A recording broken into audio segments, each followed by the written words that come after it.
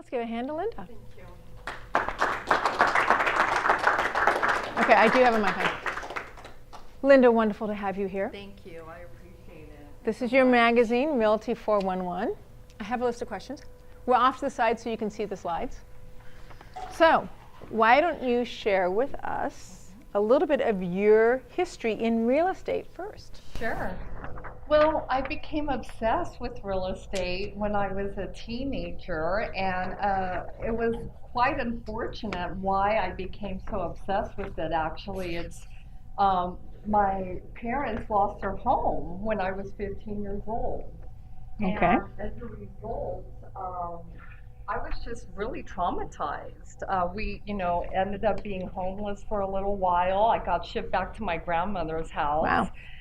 In Mexico, a totally different culture. I hadn't gone there since I was really little, so it was a culture shock to me. And it was really devastating to know that we had lost our home. I was 15 years old at the time, and I vowed that when I grew up, I wanted stability. I wanted that financial security in my life.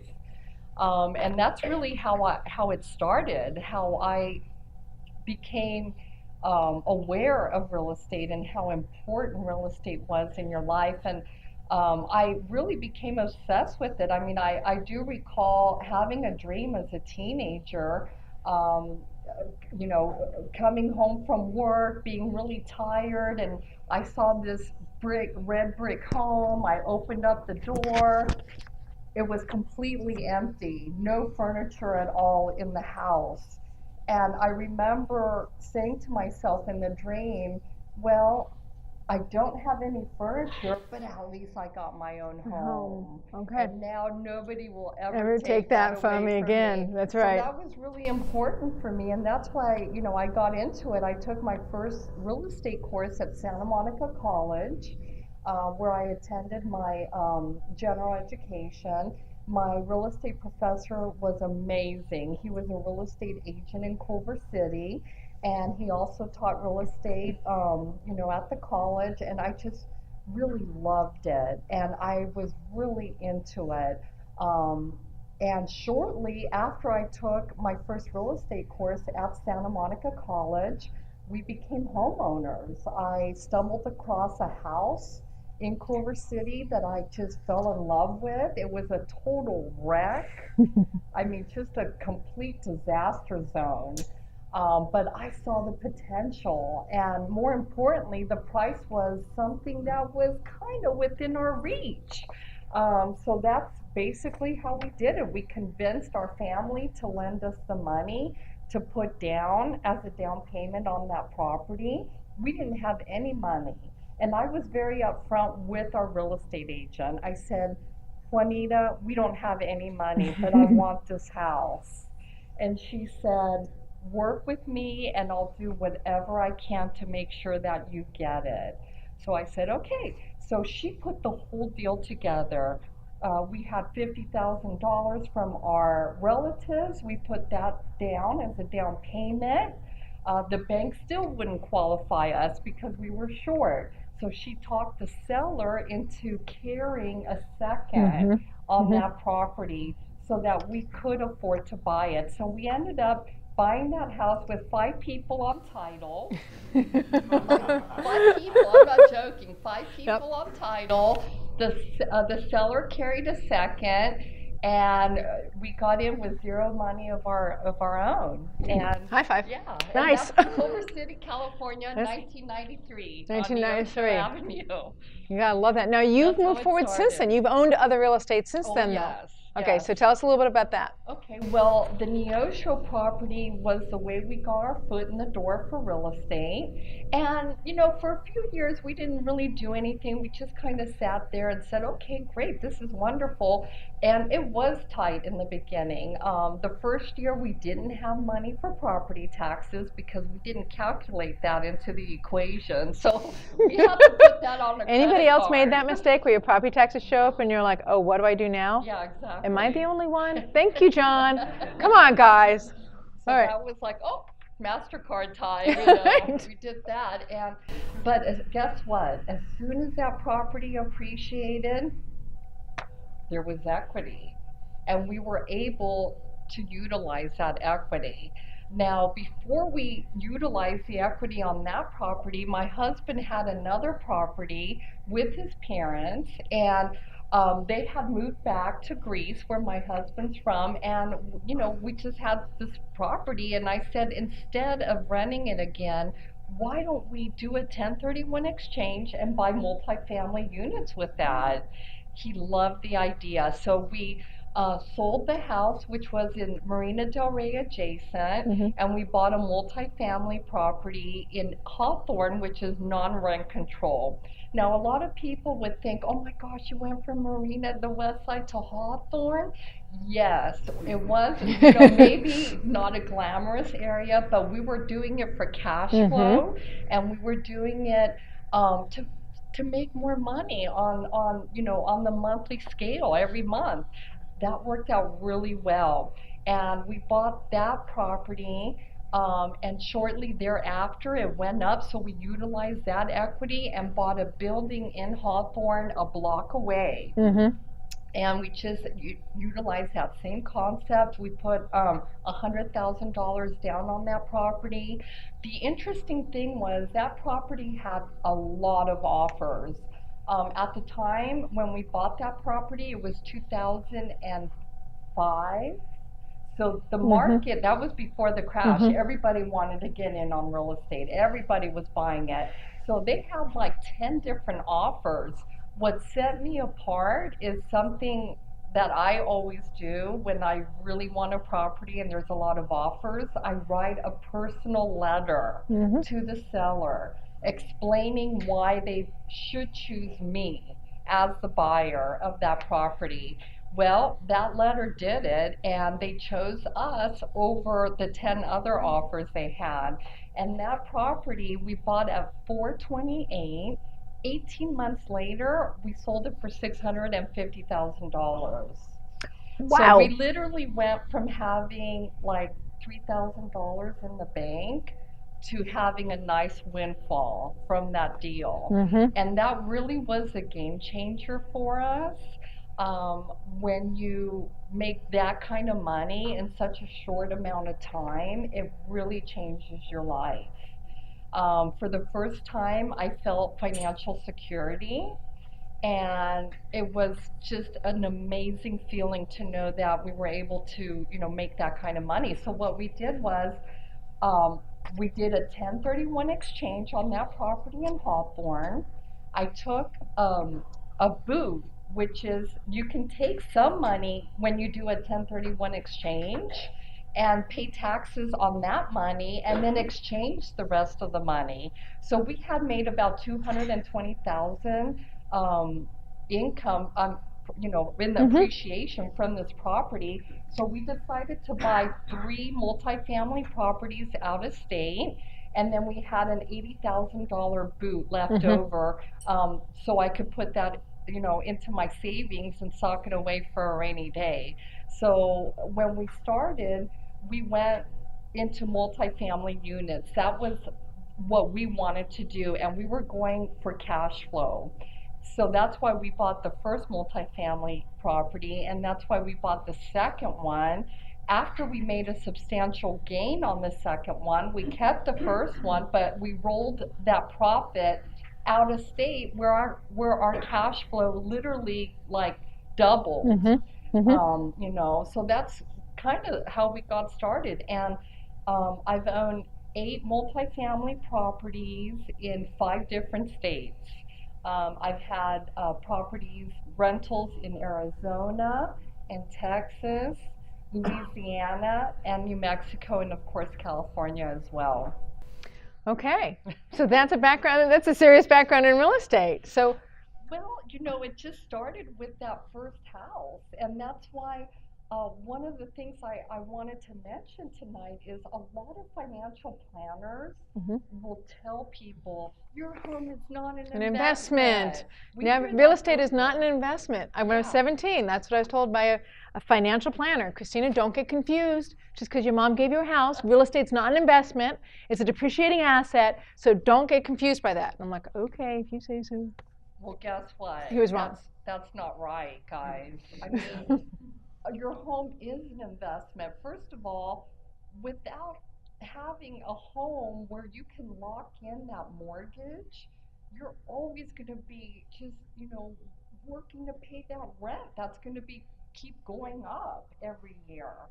Um, your home is also an investment once it appreciates, and you can strategically and intelligently um, utilize some of that equity and leverage that equity. But it can be dangerous. We certainly don't want to advise anybody to put their home at risk. Right. However, You don't want to. We want to leverage well. We wanna leverage well. Leverage. You don't want to over leverage, because there is such a thing as over leveraging a property, right? Absolutely. So you can leverage a property to the point where it actually has zero cash flow, or maybe only $100 a month. That ends up being basically an over leveraged property. Which that means is you're going to get in trouble owning that property pretty quickly. You get one roof that needs to be repaired, one gate that needs to be taken care of. I have several stories on this, but I'm not going to do that tonight, or try not to do that tonight. It's hard not to. And so it'll wipe out your cash flow for the year pretty quickly. So you want to make sure that your leverage on the property is appropriate, but you can still pull equity out. When you pull equity out, that is a tax-free event versus selling the property. So it's wonderful. I mean, you can literally utilize that equity to invest in other real estate, and that's really why you want to use your equity. Use your equity wisely. I've heard horror stories of people utilizing their home equity to buy boats and new cars and take that fancy vacation to Europe, but no, I only advise utilizing equity on your properties if your intent is to buy more real estate. That's really exchange asset for asset. Yeah, right? That's really when you want to tap into that equity.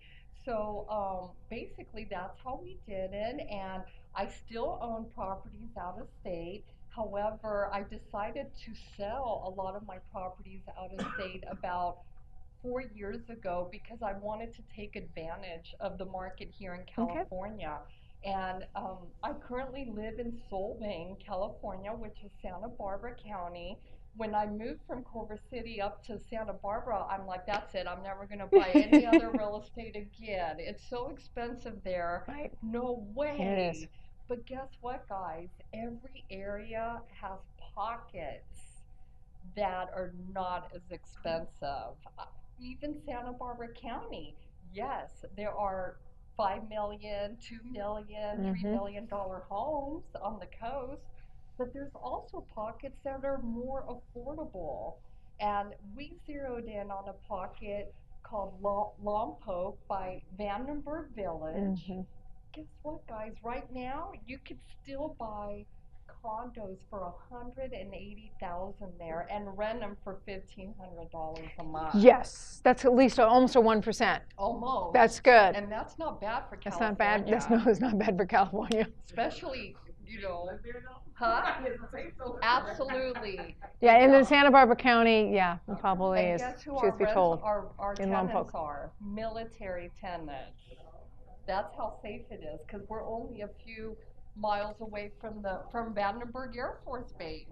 So all of our tenants are military tenants, guys. It doesn't get better than that. The rents are on time, never have any problem, and I'm just really thankful that I found that niche. But just my advice is, even if you live in an expensive area, do your research, because there's surrounding pockets that may be a lot more affordable, and those are some of the areas that maybe you can invest in. I mean, I've owned C-grade properties. When I owned direct ownership, almost all my properties were what are called C-grade properties, right? I love renting to Hispanic families because you just don't want to piss off the mamacita. Like, you just, real simple, if there are gangs that are in your property, you just tell the mamacita they're there and they're going to be gone. They are very family oriented with high family values. So, I mean, yes, I have three kids in one bedroom and mom and dad in the other bedroom, but they're interested in basically having a good, clean life and a good neighborhood for their kids and a place to send them to school. So it doesn't have to be the best markets. You don't have to have the A-grade properties. You can totally go C-grade and still find you have positive cash on cash and rent out intentionally and thoughtfully to tenants that you feel like want to raise a family. They want to have an environment that they care about. You can absolutely find those tenants.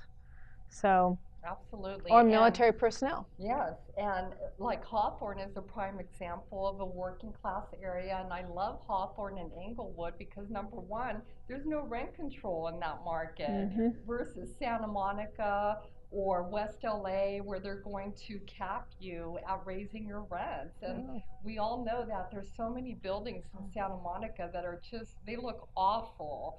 And that's one of the problems with rent control is that, you know, landlords, they don't have the incentive or the financing to continue to upgrade their properties and fix them up. It's true. They don't. They don't, because the price of expenses, since we both have specialized in multifamily in our holdings, you know, it's pretty easy to discuss that, you know, the price of expenses, the utilities go up, the property management fees go up, the cost of construction goes up, the cost of repairs go up. So you have all these expenses that are associated with the building that are going up. And sometimes, and in many commercial buildings, your mortgage goes up. Because in a mortgage that's for 5 units and above, usually maybe they're capped for 3 years, maybe they're capped for 5 years, but then there's a point where it actually starts moving with an index, either the LIBOR, right, often, and or the Treasury. And so your mortgage goes up and all these expenses go up, but your rent's going up by 3%, cost of living. And so you actually end up being less capable of maintaining the building because you're actually earning less of a margin on the building you've got. So. So that's the rent. That's the not rent control areas is the preference, and from a long-term buy and hold perspective. Yes, absolutely. But working class areas are wonderful for cash flow. Now, when we buy out of state, I like to, instead of buying in a C-class area in California, I like to buy in a B or even A- area when I go out of state because the properties are so much cheaper anyway. Why wouldn't you buy the best that you possibly can when they're so inexpensive compared to here? So that's, you know, typically how I do it. And I still invest in multifamily. However, up in my market, there's just not that many multifamily properties available. So we switched over, and now we're buying single family, and we've even purchased condos, and they do very well as well. Since the past few years, we've purchased 5 properties in that Vandenberg Village area. We've flipped one and kept the other ones. And I just think they're fantastic properties. And, you know, I would advise people, buying by a military, that's a great strategy, guys, because you can get really good tenants that way. And you're doing a great service for the, you know, military community as well by providing them with good housing. So I know that you created a list of tips that you have for long-term owners. Yes. So I know you've been hitting some of them along the way, but I didn't know if you wanted to keep the conversation lively with some other good juicy ones. Sure. I actually have tips for flips and tips for buy and hold. Yes, I have here. You've been exposed to real estate for so many years through the magazine and the expos that you know a lot of ways beyond your you have a lot of experience beyond just your personal experience.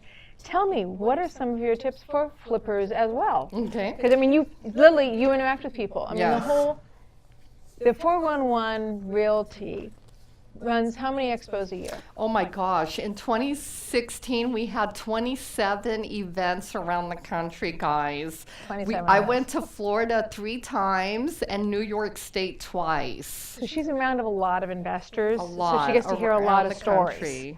Right? So that helps to develop, like, what do I say? If you're a new investor, go to 1 meeting a week for 6 months. She has to go because she runs the expo. So give us some of your tips that are nice and juicy so we can discuss them. Now for flips, of course, this is very basic, but do the numbers, verify and triple check the numbers. Don't rely on what's on paper. I mean, really make sure that the rents in that area are what is stated in the estoppel that you get from the agent. A lot of agents will try and sell the property based on future rents. Yes, performa. Performa rents. Performa rents. Yes, Be most of the time. careful. Be careful. You want to know your actual rents before you buy the property, not your performa, which is still important, of course, because that's what, you know, your goal should be, to raise the rents to what the market value should be.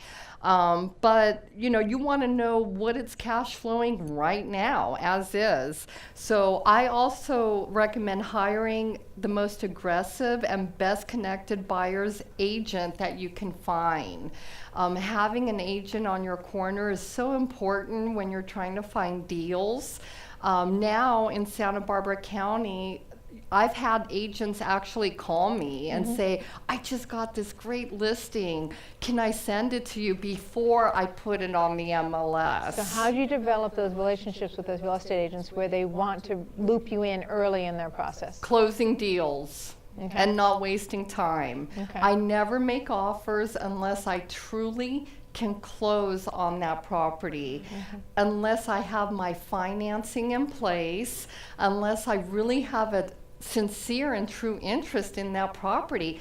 And a lot of, you know, gurus say, oh, make as many offers as you possibly can. You got to make 50 offers a week. In the flipping you know? world, yes. Yes, I agree But- with that. But if you don't have your financing in place already, and if you're just like, well, I like it and maybe I can make it work, but I don't know, and you just want to hold it up just to hold it up, you know, agents don't like that. And if you just tie up properties and don't close on them, the word's going to get out. Well, it's distinctly different when you're looking to purchase a property as a professional real estate investor looking to purchase a multi-unit. And it's like, yeah, you want your financing in place, you want your capacity to close, you want your real estate agent to trust that. And then there's wholesaling. And in the wholesaling, that's a different business model where you can make offers on something and you want to make multiple offers. Right? You want to make 30, 40, 50 offers if you can, and you're not going to have your financing in place. Why? Because you're a wholesaler. So the whole point is to have somebody else do the financing for you. So, but again, the important point that I think you're making is the clarity of the offer. Yes. I know what I'm offering, I know why I'm offering it, I know what I'm going to do with this property, and I'm capable of moving it forward the way I say I'm going to. And I would just say be honest with agents too. If you're going to wholesale the property, work with an agent that's friendly towards that and that will help you in your goal. There are agents out there that are perfectly fine working with investors that are going to be wholesaling real estate. Just, you know, be transparent and honest. So how do you find your real estate agents? I have a guess as to how you find them, but how do you find your real estate agents? I find them based on the property that I want to buy. Okay. When I see a property that I really like and I know it's a hot property that's going to have multiple offers or many people interested, I will call the agent and I'll just say, hi, my name is Linda, I'm interested in the property. By the way, I am a real estate agent, but I'm not interested in making the offer. I'm just interested in the property. And, you know, maybe you can represent me in that deal. So when an agent is financially motivated to ensure that you win that property in that bid, you know, most of the time you're going to get that property, and that's really a lot of times how I find the agent. I make the offer through the same agent. Now, I do it because I really don't need someone to hold my hand in the transaction. So you call and talk to the listing agent and say, hey, I'm interested in the property. I'm interested in the property. I'll let you represent me and the seller. Right. So you can make more money. You can keep more of the money from the sale, so it's more financially beneficial to them. Correct. They know you're a qualified buyer because you have a history, you have a pre-qual letter, you're capable of confirming for them, you know what to do with the property. Correct. Yes. And a lot of times that's how I, you know, transact with the agents and find the agents, and then we just keep in touch. And you know, whenever there's a good deal, they'll call me and say, you know, before I place it on the MLS, I wanted to share it with you and see if you or someone that you know would be interested in buying the property. I have a question later Yes. on that is going to talk back to this, and so I'm going to try to remember to go, when I'm in that question, I'm going to remind you of this statement about how you meet real estate agents. Sure. Okay, keep going. So, Okay. so suggestions for flippers. Yes. Or holders. Also, a lot of people say you'll never find a deal on the MLS. That's not true, guys. I find a lot of deals on the MLS. The properties I purchased in Santa Barbara, they were on the MLS. The reason I get them and other people may not is because, number one, I'm diligently looking multiple times on the MLS for those deals. Also, as soon as they come on the market, I'm literally like the first one there. I'm not joking. I've been the first one. I don't even wait for the open house No, or no, I'm don't wait- just don't wait like for the open house. No, I it's way too call late. them. Yeah, I call them Way too late. immediately. Oh, I'm in the area. Can I just come by and take a look at it real quick? And even if they say, well, we're not ready yet, or blah blah blah. Oh, please, you know, let me just quickly go in. I have cash. Let me in, I can close fast. So yeah, and you know, that's really how I do it. I mean, I do look on the MLS, and other people say you cannot find deals here. Yes, you can, but you have to be fast, and you have to have your cash in place. You have to be ready to, you know, take action. Very good. Next one. Okay. All I add to that one is most of my apartment buildings and residentials I've owned for rent, I have gotten off of the MLS. All of my flips I have gotten as pocket listings or from somebody I know within the industry. So. And then know your exit strategy when you're flipping. I'm more of a buy and hold investor. That's what I prefer. However, I've done flips before. When I do a flip, I want to make sure that I can sustain that property in the event that I cannot sell it, or in the event that it lingers on the market longer than I think it will. Because you just never know, guys. I mean, unfortunately, some properties don't sell. Some properties kind of, you know, linger on the market unless you drop the price. And if you're not willing to do that, then you could get into trouble. So whenever I go into doing a flip, I want to also calculate what type of rental income that property will give me just in case I cannot sell it. And I think that's important because a lot of people think, oh, I'll be able to sell it no problem within a couple of months, and then they get into trouble if it lingers, or God forbid it doesn't sell, now what? And that's a particularly important message right now since we're actually seeing inventory expand in multiple markets. In Southern California, Orange County, San Francisco, Los Angeles, Pasadena, Tampa, Florida, Texas, Dallas, Texas. We're seeing inventory starting to sit longer and longer on the markets. Philadelphia. So we're seeing certain price points in certain markets are already starting to slow. Inventory is expanding from 2 months of inventory to 3 to 4 months of inventory. Tampa went from 2 months of inventory to 4 months of inventory literally in this last 30 days. Wow. Just that kind of turnaround. Like you said, there was a feeling and it showed up. And you said you noticed it in July where it showed up. There was a feeling in the market starting to turn and soften. And so Tampa, Florida, I was just on a phone call with a client 2 weeks ago when we were reanalyzing the Tampa market because he's a flipper in that market. And literally, it had turned in the last 30 days. And it's, 2 months to 4 months with inventory doesn't mean you're not going to sell your property, right? If you're a flipper, 2 months of inventory is great because that means you're going to get an offer in 5 days, right? But if you're looking to get an offer, if you're doing a flip and now it's 4 months with an inventory, it's going to take you 30 to 45 days or longer to get an offer. And when you're a flipper and you're holding up that property 2 months longer than you originally intended, and some of the price points that I work in, that's literally anywhere from $20,000 to $30,000 more cost in carrying that property. So, yeah, that could be scary. So those are some things that you want to keep in mind when you're doing a flip. Also negotiate with your rehab team to make sure that you get the best price. Supervise them. Even if I'll get to your question right now. Perfect. Even if you've worked with those contractors or subcontractors before on properties and different deals, you still don't want to just not show up. Yes. Or just show up after after they put the floor in place and it's not what you wanted or how you wanted it done. So you have to supervise, and you just have to make sure that everyone's doing what they told you they were going to do. Let's take this question. In the event, as we know, there's been some people where, let's say the hard money costs, the interest gobbles up the equity in the property. Mm-hmm. I dropped off a purchase agreement for a woman who she just got back from a convalescent home, Okay. and her house is going to auction on December 12th. Okay. And so the issue is that she wants to stay in the house for at least a month or two while I find her like a senior housing community. Uh-huh. So in that event, it would be wise to go the hard money route when it's like a tight deal, because I'm trying to I'm not going to make hardly any money on the flip once the cost. I'm trying to have a case study, because we know that the ROI on having a case study, people will want to work with you, and you can show that. Yeah. Doesn't work. Yeah, you need someplace to start.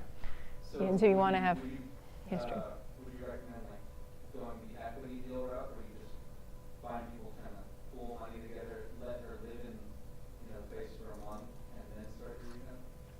So basically, let me state this both for the recording as well as, for the audience, to simplify it. Basically, you have a seller who's about to be foreclosed on, who doesn't have the cash to stop the foreclosure. You're hoping to buy her some time by finding the cash to stop the foreclosure. Is that the plan? I want to buy the property. Okay. I know you want to buy the property, but you can also just stop the foreclosure by paying off what's back due. That would be less cost, and you could bring in a equity partner, somebody who might take a percentage of the deal when it sells on the back end, just to make the foreclosure stop. The only issue is that she's terminally ill, and she needs Yeah. the funds to be able to just. So she needs to sell her house. Yeah, Okay. she needs to sell it right now. That's so specific. If it's okay, can we talk about it offline, like after the meeting? I will be at the cafe. I'm often there till quite late, so I'm happy to answer that question. And Linda, right, you'll stay? Yes, absolutely. I'm bribing her with food and a bottle of wine if she wants, so hopefully she'll stay. But yeah, we can try to come up with something that'll work to answer that question, see if there's a way we can make the deal work that's a win-win for everybody. Okay? And kudos to you for, being kind-hearted and thinking of the homeowner too, because that's really important, guys. We don't want to take advantage of people, especially older people. A lot of the properties I've purchased have been, from older people who were just tired and didn't want to be landlords anymore. So kudos for thinking of her and also trying to help her as well. I think that's really important. We definitely don't want to take advantage of people. So let's change topics. Okay. Let's change topics. So I'm talking about that. So I know you've talked about wanting to help women expand in the real estate field, whether it's being investors or whether they're professionals in the field. Yes. So what are some of your personal goals in helping women in real estate? Well, I think by just being in the position as a publisher, as the editor of Realty411, I think that really helps a lot of women think, wow, if she can do it, maybe I can do it as well. And that's really important to me. It's important to not only share knowledge, but to also motivate and inspire other people. And real estate investing, there are women involved in the field. There's not as many women, I think, as there will be in the future, but there's certainly a lot more than when I first got started back 11 years ago. I've certainly seen a lot more women in the field, and just I think by being present and by sharing knowledge and just being able to produce our publication, I think that in itself helps a lot of women and inspires them to also reach their goals, and not only in real estate, but in whatever it may be for them. So it's just at the Intelligent Investor Conference? Yes, right? yes. And I apologize for the timing of that conference. I have to apologize publicly. I apologize. I didn't time the conference because she had it 411 Expo the same weekend. So. Actually, it's tomorrow. Yeah. Yay! It wasn't the same weekend. No. Woohoo! I'm like, guys, you need to move the date. No. Like, oh, sorry, you already advertised. Yeah. So I counted the room, and Yes. about 10% of the room was women. Yes, And that's honestly, awesome. I would suggest that 10% of the room was an unusually high number in real estate. So Definitely, yeah, I'm we're happy about that. definitely seeing a lot more women involved in the real estate investing industry, and they also make up a very large percentage of new home buyers as well. They do. So yeah, so there's a lot more single ladies who are Well, buying, their homes. As a flipper, one of the things that we know is, and other flippers in the room can, confirm this. One of the things we know is that, who ultimately makes the choice on which house is going to be purchased is the woman in the kitchen. Like that's the two that you want to have match up, because ultimately, if the wife says no, then it's probably not going to be purchased. So really, the purchaser is often women. Absolutely. Yeah, they're the ones that. So let's talk about Realty 411. Sure. So specifically, so tell us your history in creating Realty 411. Why go from? Well, I mean, obviously you're not primarily an investor. So what is it about your history that had you go, gee, I know what job I want to have in real estate. Let's start a magazine. Like that would not be my suggestion. Like that's so not me. Like I would Right. never go there. So tell us a little bit about how Realty 411 got created. Sure. Well, I have a degree in journalism from Cal State Long Beach, and Realty 411 was not my first magazine. I've actually owned a few publications before on a national scale as well as local. I had a local newspaper in Marina Del Rey as well called Del Rey News, which I sold. And I wanted to combine my passions of real estate and journalism. And I wanted to make an impact. That's why I got into journalism, because I wanted to reach people on a mass scale. I really wanted to make an impact, whether it be exposing something, unjust that was happening, or interviewing successful people and motivating others through my writing. But that's really why I got into journalism. And my first issue, I was actually my very best advertiser because these properties, like this one I owned, and these two I've owned all these properties as well. So I was actually advertising my services as a real estate advisor and an agent. At the time, I was, practicing a real estate agent, and I was doing a lot of referrals. I was referring people to brokers out of state because I was doing out of state investing, and a lot of people were really intrigued by that, and they wanted to also get started in that. So I was referring a lot of clients to brokers out of state, and that's really how I got started. And the first issue, a lot of my advertisers were friends or people that I was personally doing business with. As I mentioned, these were all my properties that I owned, as well as these right here. I want you guys to notice, okay, you see this? Okay, now hold up that one. This is my newest issue. This is how it's grown. So you started this in what? 2007. 2007, and now we're almost 10 years, we're 10 years later. Yeah. And so this is what you have now. So how did you manage to grow it from this little newspaper Yes. to that? Wow, a lot of work, Yeah. tears. Yeah, tears. Okay, let's hear about some tears. That's good. Oh my gosh, means good stories. It's it's hard. It's not easy to be a publisher. You always have to be selling advertising, and it's really ABC. Always be closing, whether it be real estate closing. or media. Okay. It's the same concept. You want to have clients that are going to be paying you for the space. I've been really blessed that I've had many of my same advertisers I've had for many, many, many years, such as Norado Real Estate, who's actually based in California. He's been with me, maybe like 7 years. Kathy Fettke, who's also very well known in the industry. She talked here earlier this year. She's been advertising with us, here she is right here, consecutively since 2009. So a lot of the clients in this publication I've known for many, many, many years, and they've continually supported Realty411. We're currently the only real estate investing magazine that's actually available online for free. Anybody can download it. You can read it online. You can download and print pages out and really study it and underline everything. Other publications, they charge a monthly fee to just even read it and get access to it.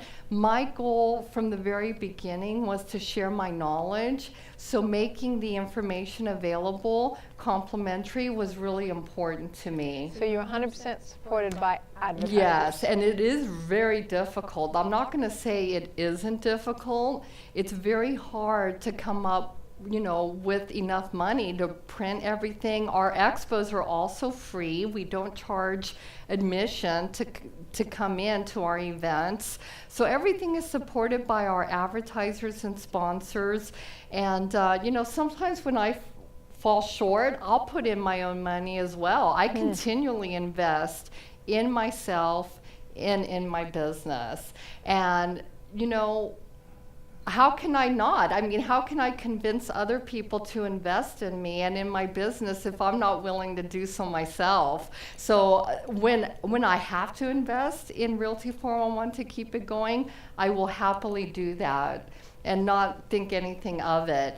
I've had numerous offers to sell. I was wondering about that, because it does now have such a big footprint. Like you said, you had 27 expos this yes, year? in 2016. In multiple states. Yes. So it really has, gained a lot of recognition in the field. Yes, yes. This year we've gone to 7 states. We've had events in 7 states. In 2016, when we had 27 events, we went to 9 states, many of them multiple times. So, I do a lot of traveling to spread the information.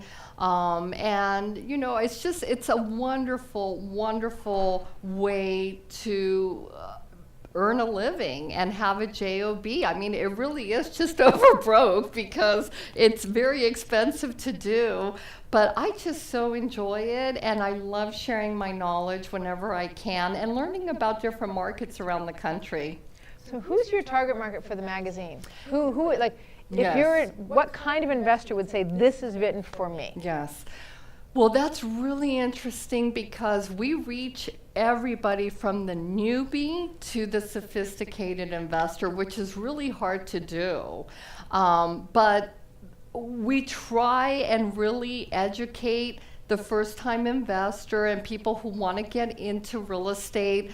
But at the same time, the level of writing and the articles have to be at a certain, par, Right. so other more sophisticated investors are still intrigued by it and still want to read it. So that's actually really challenging to do. Well, I mean, because investors are there are passive investors. Yes. Right? There are people who are putting their own equity, and then there are investors who are flippers and wholesalers, and people who Yes. have, they work in the field of real estate. Yes. And so, how do you manage to diversify your articles and your Yes. information to be able to answer such a broad target market? It's really tough, but we try and put a little bit of information that newbies can relate to, while still having more sophisticated articles, such as articles on notes, on commercial real estate, on tax sales, on syndication and raising private capital. So we try and really have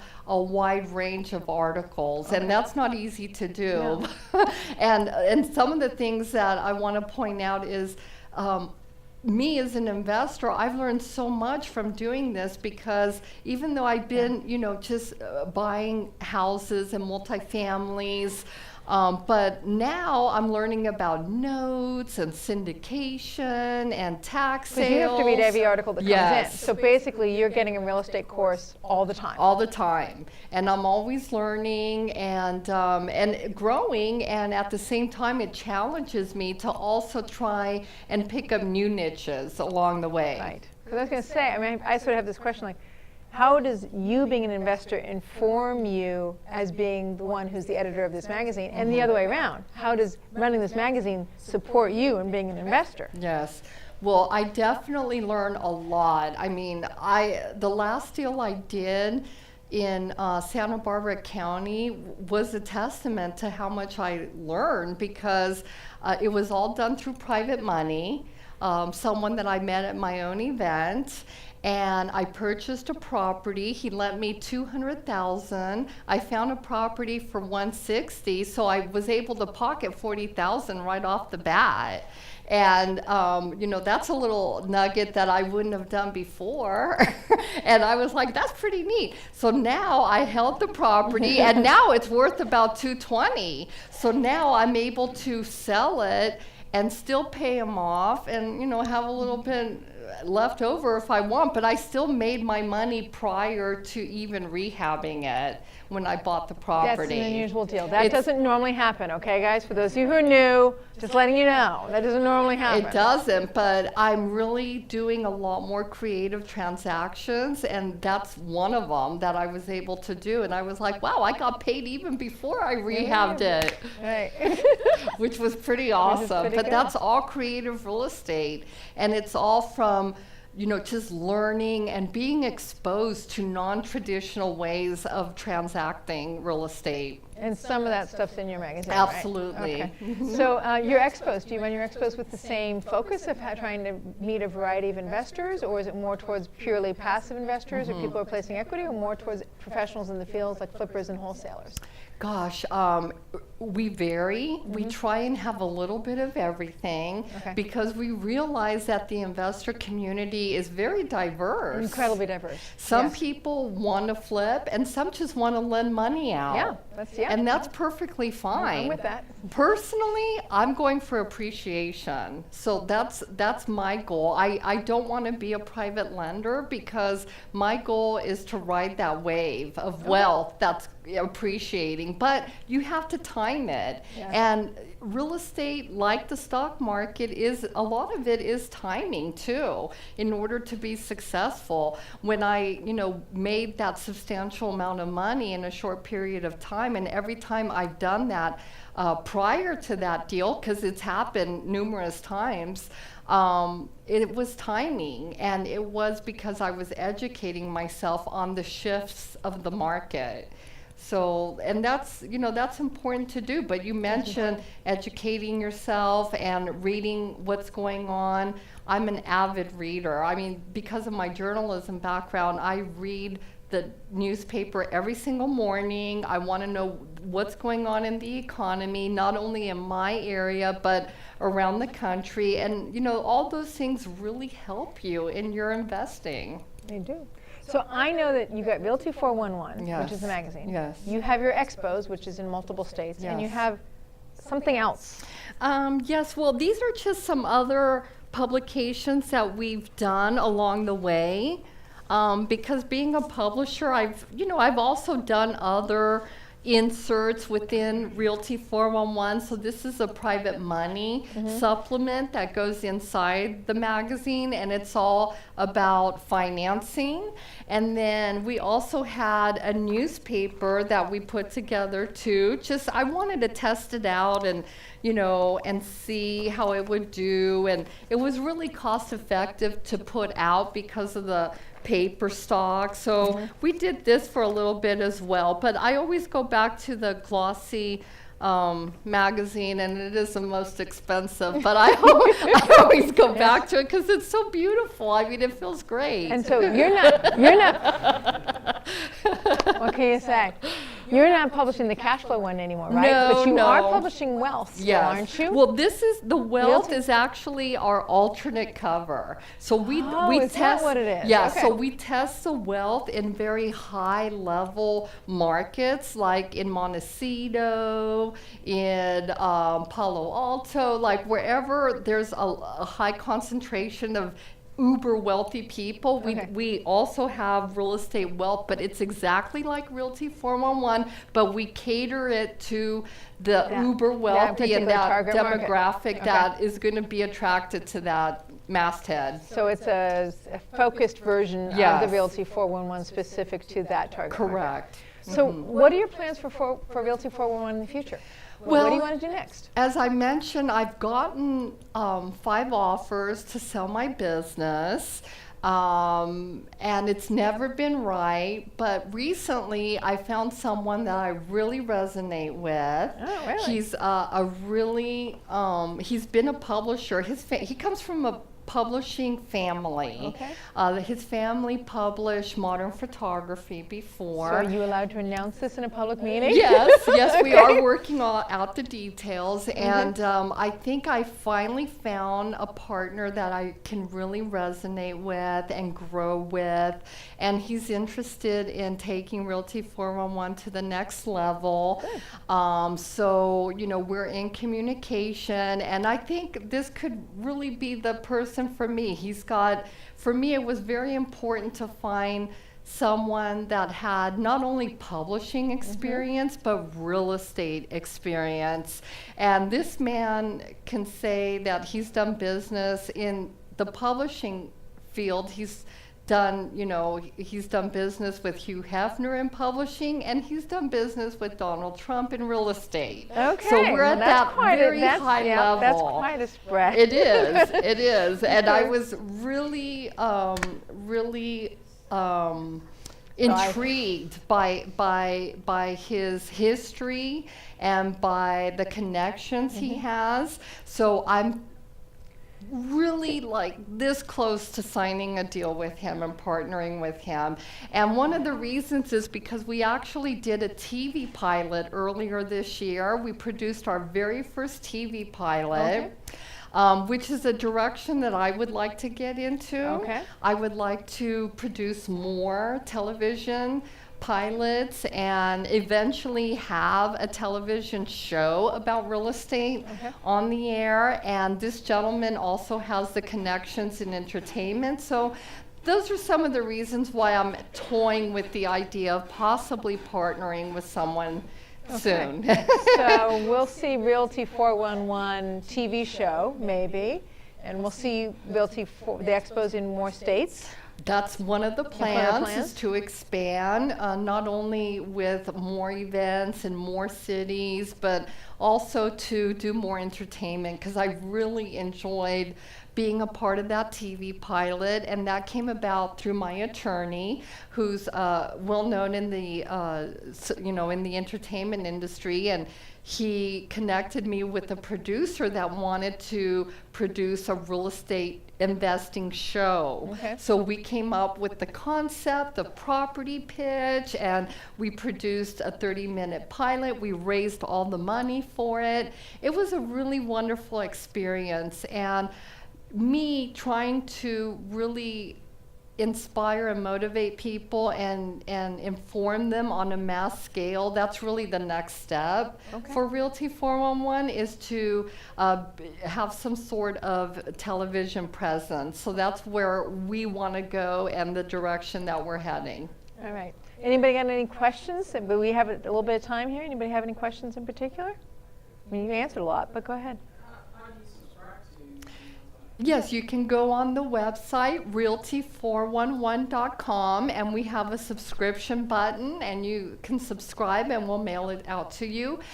In addition to Realty 411, we also produce a monthly called REI Wealth. That's what I was trying to get to. I thought that's what that was, and it wasn't. Okay. No, our monthly is digital only, and that's available at REI Wealth mag.com, and you could subscribe to that every single month and get that as well. So we have some different options. That one, it does cost money. It's only $3.99, which is the price of a latte. So, and then the Realty411, you can read it online anytime. It's completely available for free. Publication. Yep. Any other questions over here, Henry? As far as when you were telling the story about how you got equity Yes. for the first property or a couple of, Yes. would you recommend doing a loan or a HELOC? Well, good question. I did a HELOC, and the reason I like the HELOCs is because most of the time you don't have to pay interest until you use it. You can just have the HELOC there, and when you find a property that you want to move on, then you can utilize the money. So that's a really good way of doing it, rather than refinancing and taking that money out and just storing it in the bank, and then you're going to have to automatically start paying interest on that money. So the HELOC is probably, for me, that was the way we did it. The only suggestion I have around HELOCs is HELOCs are generally considered short-term money, right? They have adjustable rates or they reset at some point. So I always suggest if you're going to pull short-term money that you do a short-term investment. Right? If you're looking to do an investment that could run long-term, then a more structured form of debt would be a better way to support that. So, By short term, do you mean like a few months? no, well, how long till your HELOC interest rate readjusts? If it adjusts yearly, then you want to be able to potentially put the money back within a year, right? Yeah, you were going to give some tips on buying wholesale. Yes. Yes.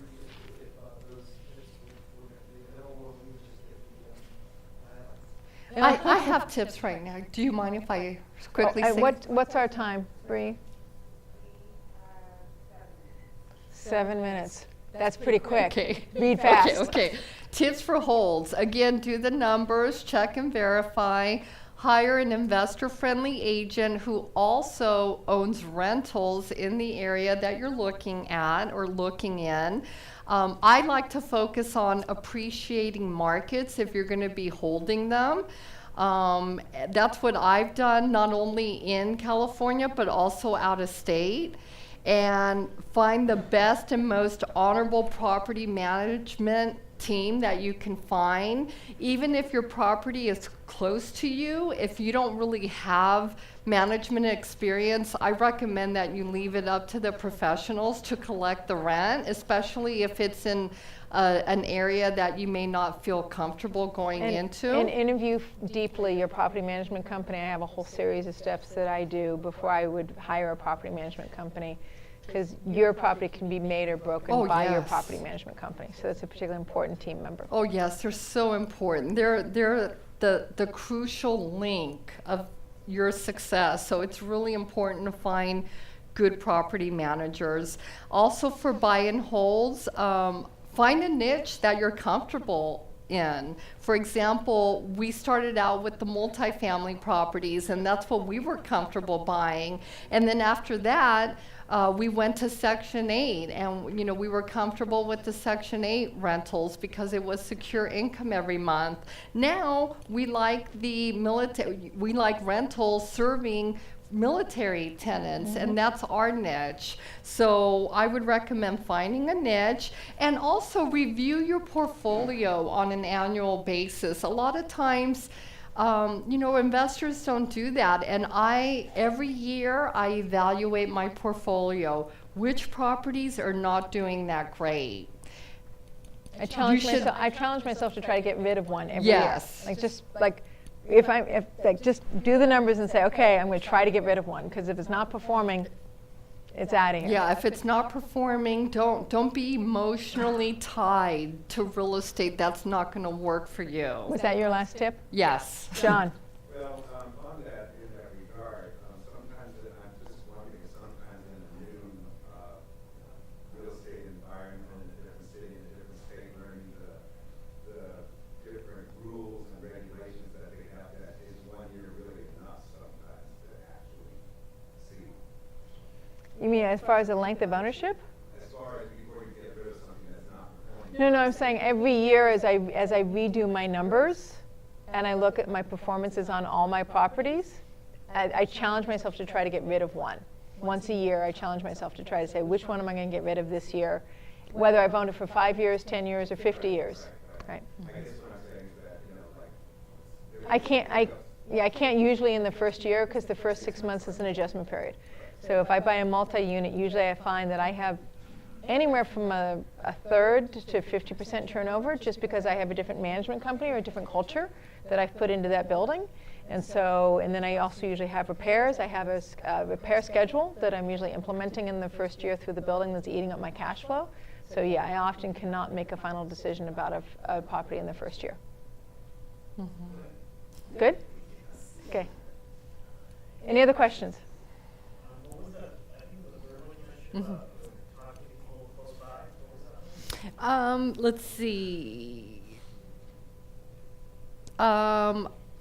I always like to, when I'm buying property, I like to deal with agents who are helping me that are also investors, because especially in the area that you're looking in, you want to have people that also own in that area, so they can advise you, like, you know, this is a good market or this may not be a good street. There's nothing better than going on a drive, you know, driving with an agent who's going to tell you, oh, look, I own that property right over there. Here's how it cash flows, and here's this neighborhood, and here's the quirk of that, because I own that property, or I've owned in this neighborhood, or I own one neighborhood over. I recommend that when you're buying real estate, especially if it's in an area that you may not be too familiar with, seek out the successful agents in the area that are landlords in that area. That way they can also help you and advise you. My experience with real estate agents is that there are a lot of real estate agents in the single family field who really focus on the primary residence buyer. And that primary residence buyer, like, that's the woman who's making the decision about the kitchen, and it's the neighborhood, and it's the schools, and it's the curb appeal of the unit, and of the house, I should say, of the house. And so they're really focused on the feeling that they can generate for their purchaser. Right? How can I get them to fall in love with something? I'm an investor. I don't want to fall in love with it. I want to fall in love with his numbers. Like, just to be, real straight up. So I happen to like seeking, right? Like Yes. you, I really want to find a real estate agent who's an investor, if for no other reason than they're going to be speaking to me as an investor. They're going to treat me as an investor. They're going to show me the numbers and what works and how they got the rents for that neighborhood and where they found that information, so that they can confirm for me this is a good rental unit, or this is a good appreciating unit, and here's why. So I like dealing with real estate agents that have investments of their own, because we're talking the same language. Absolutely. It's important, I think, and they're going to know that market really well if they have rentals there, and they can also maybe advise you on management as well. They can. They can sometimes give you a good referral for a good management company. Remember, I said your management company is very, very important. So, all right? May I pass Any it? other questions? I guess Yeah. more of a comment. First of all, congratulations on the publication. Thank you. Building that up. Thank you. It's like to kind of build a business that way. And Thank you. Also, I just wanted to say that the insight that you're offering on multifamily and the appreciation in the market, at least here in California, is very, very, is very true in this market. So it's nice to see some real world examples. Thank you.